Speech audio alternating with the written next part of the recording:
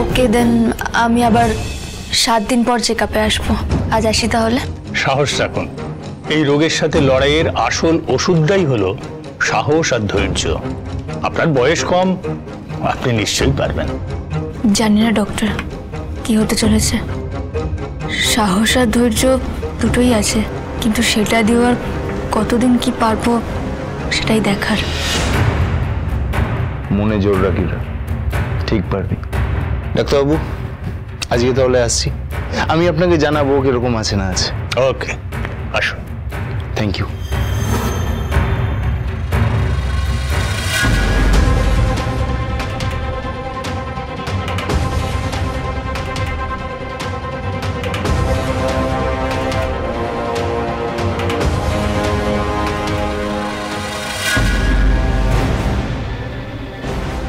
আসতে পারি? আপনি? কিন্তু মিস্টার বিশ্বজিৎ সাহের অ্যাপয়েন্টমেন্ট, আপনি কোনো রিলেটিভ হন?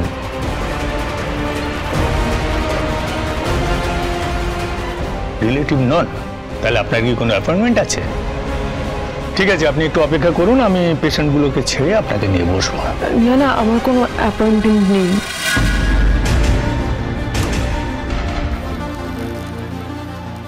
সবকিছু আমাদের প্ল্যান মাফিকই হচ্ছে। গুড, চলুন।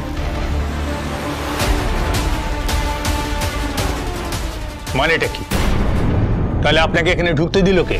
আপনি এখন আসুন, আমার অনেক কাজ আছে। আমি শুধু আপনার কাছে একটা কথা জানতে এসেছি। কার কথা? আমি কি আপনাকে চিনি?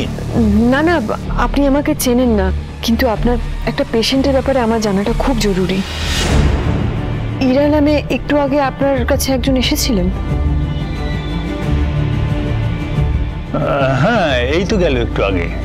হ্যাঁ, ওর কি হয়েছে একটু বলতে পারেন? আপনি কোন চেনা কেউ? কি হলো বলুন, চুপ করে আছেন কেন? তা নাহলে আপনি এখন যান, আমার অনেক কাজ আছে। বলুন না ওর কি হয়েছে, বলুন না। দেখুন, এটা একটা ক্যান্সার হসপিটাল, বাইরে লেখা আছে অঙ্কোলজি ডিপার্টমেন্ট। দেখে আসুন। আপনার কি মনে হয় যে এখানে লোকেরা টাইম পাস করতে আসে? ডক্টর, আমি আপনার সব কথা মানছি, কিন্তু আমার না জানাটা খুব জরুরি। দেখুন ম্যাডাম, আমি জানি না আপনি এখানে কি উদ্দেশ্য নিয়ে এসেছেন, কিন্তু পেশেন্টের সম্পর্কে কোনো কথা বলা মানে আমার কাজের এথিক্স ব্রেক করা।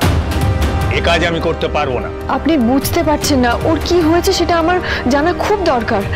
এর উপর অনেক কিছু নির্ভর করছে। হচ্ছেটা কি? আপনাকে কতবার এক কথা বলবো বলুন তো? আপনার যদি কিছু জানার থাকে তাহলে পুলিশের কাছে গিয়ে জানুন। আমি পেশেন্ট সম্পর্কে কোনো ইনফরমেশন আপনাকে দেব না। আপনি এখন আসুন প্লিজ।